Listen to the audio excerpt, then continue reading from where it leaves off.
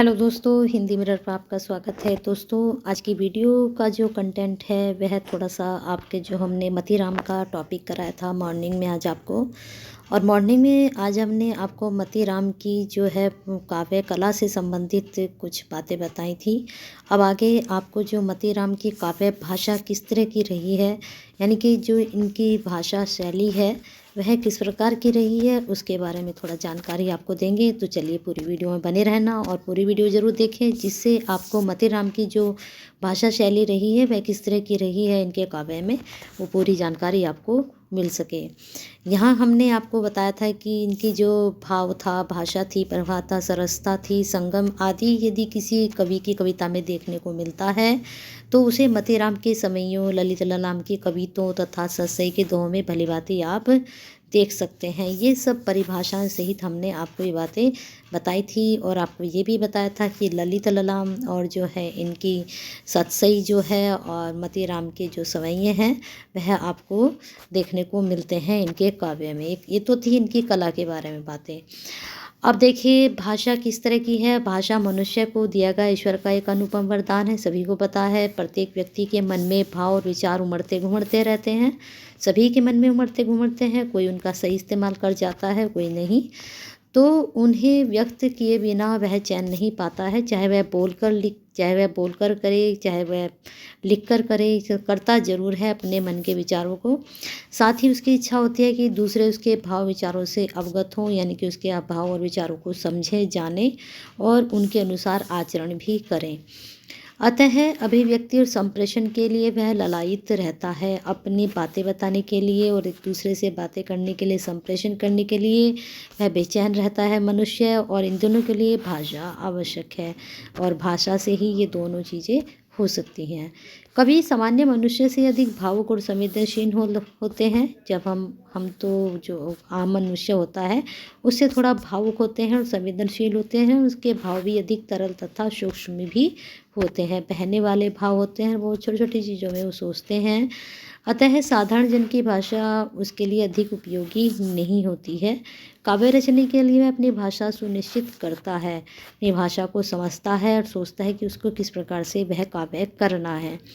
समाज में प्रचलित भाषा को सजा संवारकर उसे काव्य के रचने के लिए उपयुक्त बनाता है, इसे ही काव्य भाषा कहते हैं। तो एक कवि क्या करता है, जो साधारण जन की भाषा होती है उसको थोड़ा क्या करता है, उसको मॉडिफाई भी आप बोल सकते हैं, और उसमें और अच्छे सरल और जो शब्द अच्छे अच्छे काव्य में जाएं, उस तरह की वो काव्य भाषा का प्रयोग करते हैं। काव्य भाषा में उन शब्दों का प्रयोग करते हैं। शब्द भंडार मतीराम के काव्य में विशेषतः स्तुति परक छंदों में संस्कृत के तत्सम शब्दों की बहुलता है।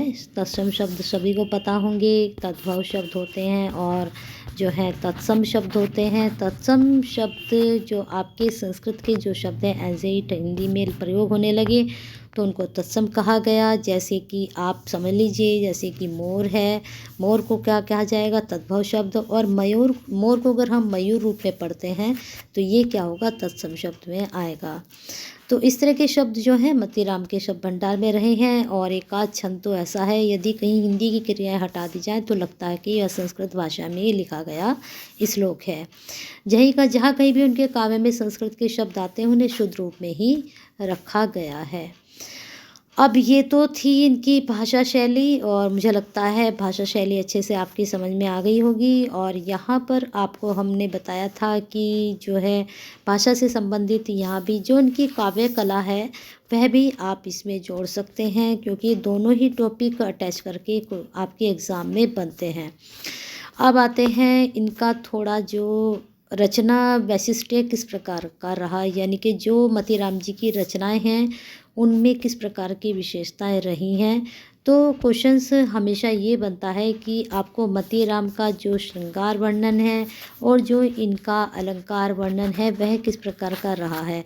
तो ये जो मैंने आपको कला बताई है और साथ में मैंने आपको भाषा बताई है, और अब मैं बता रही हूँ रचना का जो विशेषता है, इनमें आपका ये सब इंक्लूड हो जाएगा रचना की विशेषता में। ठीक है, चलिए समझते हैं।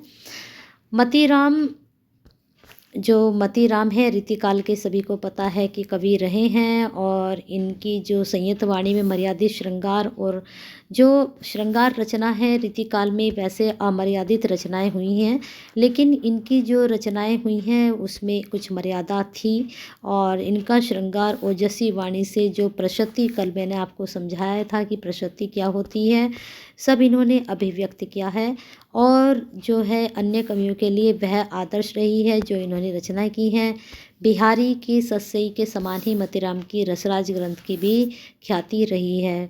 मैंने कल आपको बताया था कि रसराज है, ललित ललाम है, सतसई है, इनकी भी खुद की भी सतसई है और बिहारी की सतसई भी है। ठीक है, इन्होंने अपने ग्रंथ में श्रृंगार और नायिका भेद किया है। समझाया था कि नायिका भेद, नायक नायिका भेद, नायिका का नक्षिक वर्णन, श्रृंगार वर्णन, और मतीराम जी ने श्रृंगार के अतिरिक्त वीर भाव को अभिव्यक्त अति महत्वपूर्णता दी है। और वीर संपूरक ओजपूर्ण जो इन्होंने ओज में अभिव्यक्ति का चित्रण सहज उत्साह के साथ ये करते हैं।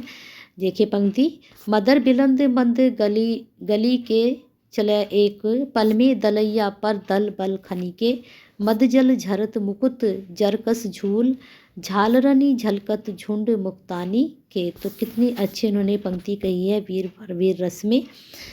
और आगे देखते हैं, इनके सौंदर्य चित्रण में आभूषणहीन सौंदर्य की वास्तविकता व यौवन की मादकता है। वैसे तो कहा गया है कि एक स्त्री और काव्य जो है बिना आभूषण के सुंदर नहीं लगता है, लेकिन इन्होंने आभूषणहीन सौंदर्य की और यौवन की मादकता दिखाई है। देखते हैं, इनके श्रृंगार चित्रण में न तो अमूल्य वस्त्र आभूषण है और ना ही सुगंधित अवलेहों की वर्णन है। इन्होंने ग्रामीण जीवन के वातावरण में प्रकृति की उन्मुक्त गोद में हरे भरे खेतों और विस्तृत कछारों के मध्य अटखेलियाँ करती नायिका का चित्रांकन किया है, यानी कि नायिका का वर्णन किया है। तो ये जो हरे भरे खेत हैं, फूलों से भरे खेत हैं, तो प्रकृति ही उसका श्रृंगार है, उसी का आभूषण है, किसका, नायिका का। इसका वर्णन सतसई में मंगलाचरण के बाद पहले दो में ग्रामीण नायिका का आकर्षण दृष्ट है। मंगलाचरण यानी कि जो सतसई है उसमें जो प्रथम पाठ है वो मंगलाचरण में आप सभी को समझते होंगे कि जो हम आरती टाइप में शुरुआत करते हैं इस तरह से। अब इसकी पंक्ति देख लेते हैं, नागरी नैन कमान सर करत ना ऐसी पीर, जैसे करत गंवारी के दृग धनु के तीर। तो उन्होंने इन पंक्ति में है एक ग्रामीण नायिका का आकर्षण दर्शाया है। इसकी भाषा में कोमलता के दर्शन होते हैं, अलंकार का प्रयोग सहज रूप में हुआ है। इन्होंने अपने काव्य में कहीं भी जबरन अलंकारों का प्रयोग नहीं किया, यानी कि ज़बरदस्ती अलंकार नहीं ठूस दिए हैं, जहाँ लगता था वहाँ अलंकारों का प्रयोग किया है। इन्हीं कारणों से अलंकारों में स्वाभाविकता बनी हुई है। वे हुआ सहारे तुलनाओं के सहारे नहीं लेते हैं, वे कल्पना नहीं करते हैं, वास्तविकता लिखते हैं। इनकी भाषा शुद्ध ब्रज भाषा रही है। रीतिकाल के जो कवि रहे हैं उनकी अधिकतर भाषा जो है ब्रज भाषा ही रही है। जैसे कि आपके सिलेबस में देव हैं और जो है आपके मतीराम हैं, ब्रज भाषा से ही संबंधित रहे हैं। सलेश अलंकार का जो अलंकार है, सलेश अलंकार, इसका देखिए थोड़ा सा पंक्ति में दिखाई दे रहा है। सखीन दियो उपदेश जा नहीं कैसहु ठहरात, नवल देने चित चिकने ठरकी तोयले जात। ठीक है, यहाँ पर उन्होंने सलेश अलंकार दिखाया है इन पंक्तियों में। निष्कर्ष अब निकल कर आ रहा है मतीराम जी के संबंध में। तो हम कह सकते हैं कि मतीराम का क्षेत्र अधिक व्यापक ना होते भी रचनाओं के माध्यम से जो इनकी रचनाएं हैं वो कमी है, वह अधिक व्यापक ना होते भी इनके साहित्य में वैशिष्टता से ओतप्रोत है। और उपरोक्त जो विशेषताएं हैं जो इन्होंने कारण दिए हैं, सहज प्रतिमा के धनी कविवर मतीराम रीति युग के एक महान उत्कृष्ट कवि के रूप में कहे जाते हैं या फिर जाने जाते हैं। तो इस प्रकार से ये मतीराम के बारे में हमने आपको बहुत कुछ बता दिया है। और अगर आपके सिलेबस में क्वेश्चंस बनते हैं मतीराम से संबंधित, भाषा से संबंधित, इनके नायिका वर्णन से संबंधित, इनके श्रृंगार से संबंधित, इनके अलंकारों से संबंधित, रस से संबंधित, सभी से संबंधित क्वेश्चंस अगर बनते हैं तो आप ये टॉपिक जो है वहाँ पर आराम से अप्लाई कर सकते हैं। तो आप ये अप्लाई कर सकते हैं, इसको अच्छे से पढ़िए, समझिए और अपने एग्ज़ाम को अच्छे से अटेम्प्ट कीजिए जब बने। इसके लिए आपको और क्या करना है, हिंदी मिरर के लिए एक छोटा सा लाइक करना है, शेयर करना है और कमेंट करना है कि आपके जो सिलेबस आजकल एग्ज़ाम आपके होने वाले हैं उससे संबंधित आपको और किस तरह का कंटेंट चाहिए, तो कमेंट में करके ज़रूर बताएं। और शेयर इसलिए करना है कि हो सकता है आपके सिलेबस के में ना हो ये और दूसरे स्टूडेंट के सिलेबस में है, तो उन तक ये पहुँचे। शेयर कीजिए ज़रूर और लाइक छोटा सा हमारे लिए कर दीजिए और हिंदी मिरर के साथ जुड़ जाइए, बेल आइकन को हिट कर दीजिए, जिससे हिंदी मिरर के साथ आप जब जुड़ जाएंगे तो नई वीडियो के नोटिफिकेशन आपको आराम से मिल पाए।